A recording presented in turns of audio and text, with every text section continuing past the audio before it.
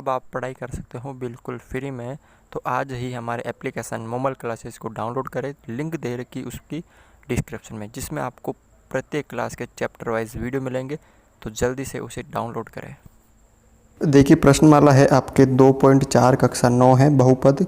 उसका question number 2 है, गुणनखंड प्रमेय लागू करके बताइए कि निम्नलिखित स्थितियों में से प्रत्येक स्थिति में g यानी जो गुणनखंड है वो px का गुणनखंड है या नहीं। जो ये gx है ये वाला, ये इसका गुणनखंड है या नहीं है। ये बहुपद है आपके, और ये जो gx है वो इसका गुणनखंड है या नहीं है। तो आपको क्या करना है, गुणनखंड प्रमेय के अनुसार सेम आपके वही है जो शेषफल प्रमेय थी, उसमें हम इसको भाजक मानते थे। इसमें आपको क्या करना है, गुणनखंड प्रमेय अनुसार,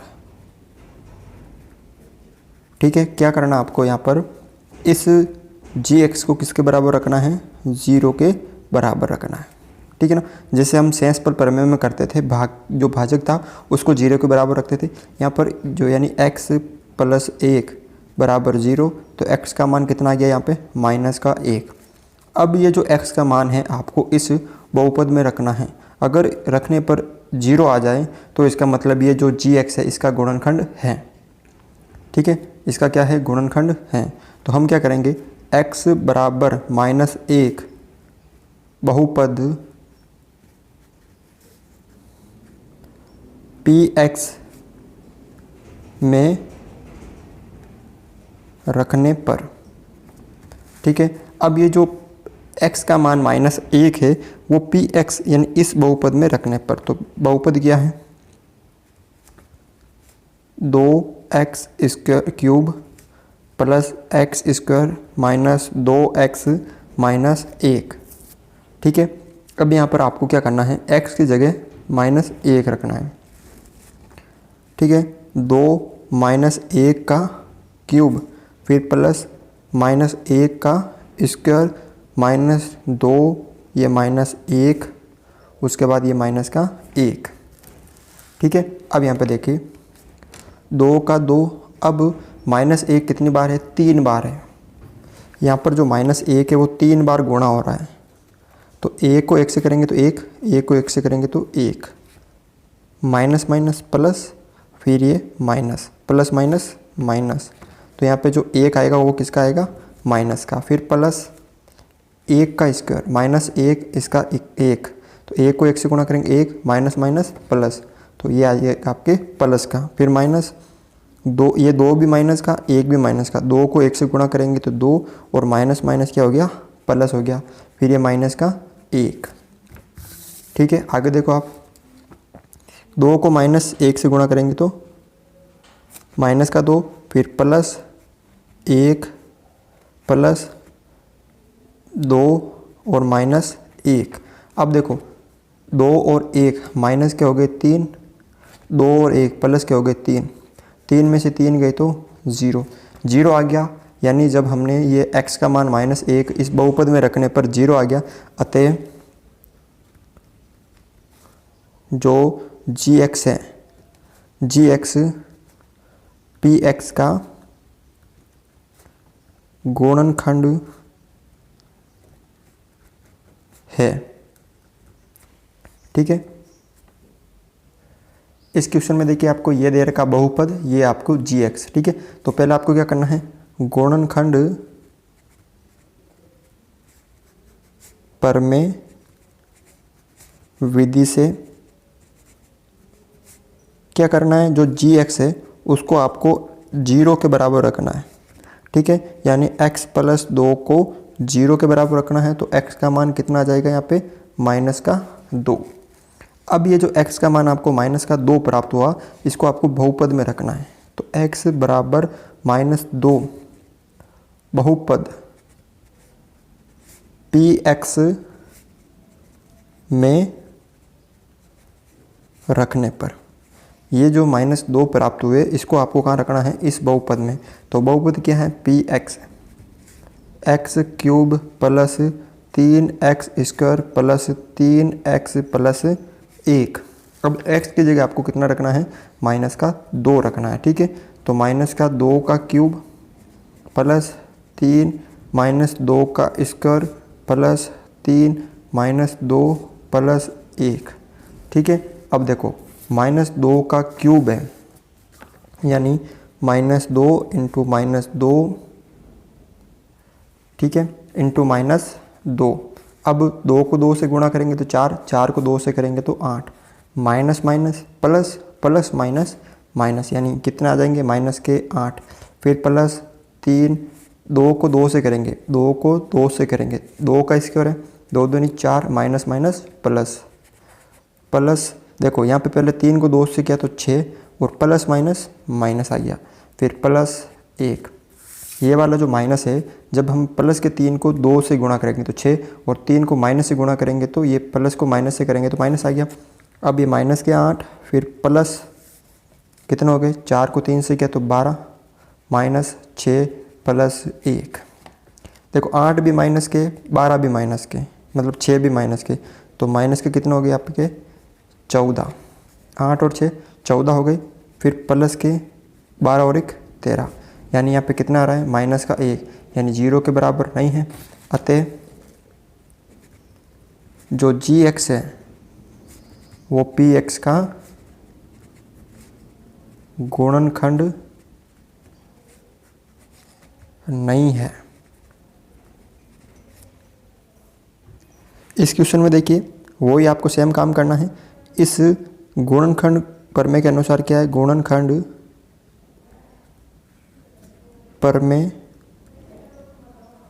अनुसार क्या है, इस gx को 0 के बराबर रखना है, यानी x माइनस 3 बराबर 0, तो x का मान कितना आ गया प्लस के 3। अब इस 3 को आपको इस px में रखना है, तो x बराबर 3 बहुपद px में रखने पर, ठीक है, बहुपद क्या है आपके px बराबर x cube minus 4x square plus x plus 6। x की जगह आपको 3 रखना था, 3 का क्यूब माइनस 4, 3 का स्क्वायर प्लस 3 प्लस 6। ठीक है, अब यहाँ पे देखो 3 का क्यूब है, यानी 3 कितनी बार है 3 बार है, तो सरल कर तो 3 इंटू 3 इंटू 3, 3 को 3 से किया तो 9, 9 को 3 से किया तो 27 माइनस 4, 3 का स्क्वायर क्या होता है 9 प्लस 3 प्लस 6। ठीक है, 27 9 चौक 36 प्लस 3 और 6 कितने हो गए 9 हो गए। अब देखो प्लस के 27 और प्लस के 9 कितने हो गए 36 प्लस के और माइनस के 36, 36 में से 36 गए तो 0 आ गया। अब यहाँ पे x रखने पर मान क्या आ गया 0। अतः जो gx है वो px का गुणनखंड है। देखिए क्वेश्चन नंबर 3 है यहाँ पर, k का मान ज्ञात कीजिए जबकि निम्नलिखित स्थितियों में से प्रत्येक स्थिति में x माइनस 1 px का एक गुणनखंड है। अब यहाँ पे दे रखा है कि जो x माइनस 1 वो यहाँ पे 4 क्वेश्चन दे रखा है, वो प्रत्येक का क्या है गुणनखंड।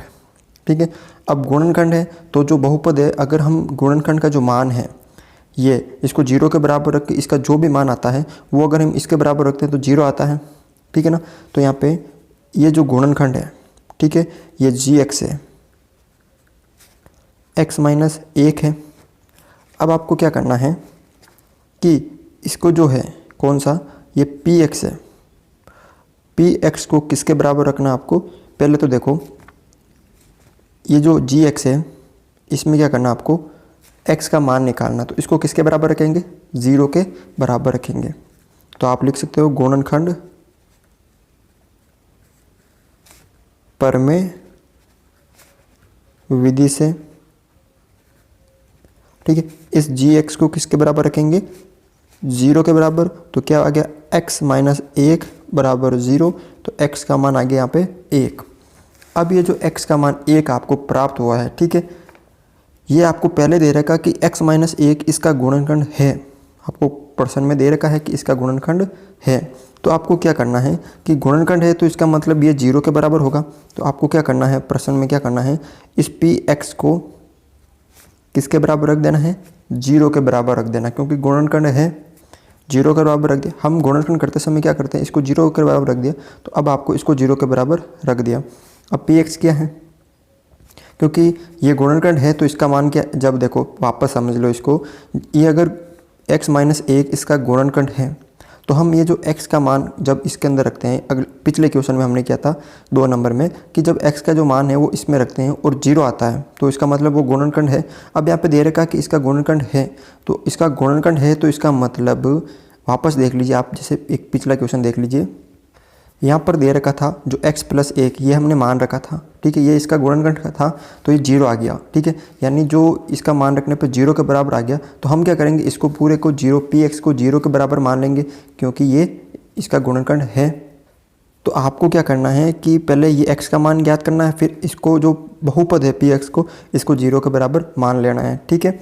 तो अब मान लेते हैं, तो ये देखो x² + x + k बराबर 0 और k की जगह वही रखना है और k रखना है और x की जगह आपको 1 रख देना है। 1² + 1 + k बराबर 0। अब देखो 1² 1 + 1 + k बराबर 0 कितना हो गया, 2k हो गया, 2 + k। अब 2 इधर प्लस के इधर माइनस के हो जाएंगे तो k बराबर -2 और आपको k का मान ही ज्ञात करना था। ये देखिए क्वेश्चन, इसमें भी वही आपको gx क्या दे रखा है, x - 1। तो गुणनखंड प्रमेय विधि से अब आपको क्या करना है, ये जो gx है पहले इसको x के बराबर मतलब 0 के बराबर रखना है। तो x - 1 बराबर 0, तो x का मान कितना आ गया यहाँ पे, +1 आ गया, सेम आ रहा है इसमें, ठीक है। अब इसका ये गुणनखंड है, x - 1 गुणनखंड है तो इसका जो मान है वो हम a का मान इसके अंदर रखेंगे, वो 0 आ गया ना, तो इसका मतलब px को आपको किसके बराबर रखना है, वही 0 के बराबर। तो 2x² + kx + √2 बराबर 0। आपको जब भी k का मान ज्ञात करना हो तो उस px को 0 के बराबर रखना है, ठीक है। 2 फिर x का यानी 1 का स्क्वायर फिर प्लस k × 1 + √2, ठीक है, बराबर 0। अब 1 का स्क्वायर 1 होता है, प्लस k को 1 से गुणा करेंगे तो k + √2 बराबर 0। अब यहाँ आगे 2 + k + √2 बराबर 0। अब k इधर रहेगा, बाकी देखो k इधर ही रहेगा, 2 उधर जाएंगे तो देखो k 2 उधर जाएंगे तो -2 और ये √2 भी उधर जाएगा तो -2। अब इन दोनों में से माइनस कॉमन ले लो, माइनस कॉमन आ गया 2 + k और ये √2 भी +k, ये होगा इसका k का मान। इस क्वेश्चन में देखिए gx वही आपको क्या दे रखा है, x - 1, ठीक है। अब वो क्या करना आपको, गुणनखंड प्रमेय विधि से, यानी इस gx को किसके बराबर रखना आपको, 0 के बराबर, ठीक है, यानी x - 1 बराबर 0। तो x बराबर कितना आ गया, माइनस का, ओके, ये प्लस का हो गया। अब आपको ये जो px है इसको 0 के बराबर रखना, क्योंकि हमें सिर्फ x का जो k का मान है वो निकालना, ठीक है ना, क्योंकि ये इसका गुणनखंड है तो ये 0 के बराबर आएगा। तो kx² - √2x + 1 बराबर किसके रखना है, इसको 0 के बराबर। तो अब x की जगह आपको 1 रखना, तो k 1² - √2 × 1 + 1 बराबर 0। k 1 का स्क्वायर 1 होता है, फिर -√2 को 1 से गुणा किया तो √2 + 1 बराबर 0। k को 1 से गुणा किया तो k -√2 + 1 बराबर 0। अब k 1 उधर जाएगा, देखो √2 इधर माइनस के उधर जाएंगे तो प्लस के √2 और 1 इधर प्लस का उधर जाएगा तो माइनस का 1, यानी k का मान कितना आ गया, √2 - 1। अगला देखो आप यहाँ पर, इसका चौथा क्वेश्चन है तीसरे का, इसमें भी आपको gx वही दे रखा, सेम दे रखा है इसमें चारों में, x - 1। तो तो अब वही गुणनखंड प्रमेय अनुसार गुणनखंड प्रमेय अनुसार या से विधि गुणनखंड प्रमेय विधि से इस g(x) को आपको किसके बराबर रखना है, 0 के बराबर, यानी x माइनस 1 बराबर 0। तो x का मान हो गया प्लस का 1। अब px को आपको 0 के बराबर, अगर देखो ये px था, जब हम ये 1 इसमें रखते हैं तो 0 आता, क्योंकि इसका गुणनखंड है। तो इसको हम जो इसका उत्तर आ रहा है उसको हमने इसके बराबर रख दिया कि ये उत्तर 0 और ये बराबर है, ठीक है। तो px क्या है, kx² minus 3x plus k बराबर 0।